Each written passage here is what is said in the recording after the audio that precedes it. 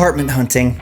It's the absolute worst, but often unavoidable. About a third of the US population rents, and on average, a tenant only stays in one spot for a few years. So any day of the week, there are tons of people searching for their next place to call home. The good news is help is available, probably for free. A lot of people don't realize that realtors, the specialists who help folks find houses to buy, will also help you find a place to rent. Not all realtors work in this specialty, but many do, especially in bigger cities where apartments are abundant. Once you've found a rental realtor, they'll typically sit down with you and talk over criteria like when you need to move, how much space you're looking for, any specific locations or amenities, and of course, your budget. After that, they'll use their resources to help you find some options. One advantage of using a realtor is that they may be given access to the properties to tour more easily than you could, making the shopping around part faster. They're also very helpful in breaking down lease terms, explaining any applicable laws, and negotiating for the best rate.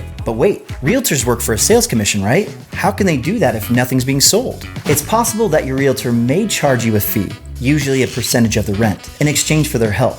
But often you don't need to worry about that. Many realtors get paid by the landlord or some association of landowners, which makes sense. After all, the longer an apartment sits empty, the less money the landlord makes. Better to pay a fee and keep the income flowing. Once you've found a place, keep things easy by hiring professional movers to finish the job. HireAHelper.com will get you affordable, transparent quotes from a list of vetted movers near you to make the whole thing as effortless as possible. To find out where to get free moving boxes, check out our other video. And if this was helpful, give it a like and follow for more moving advice.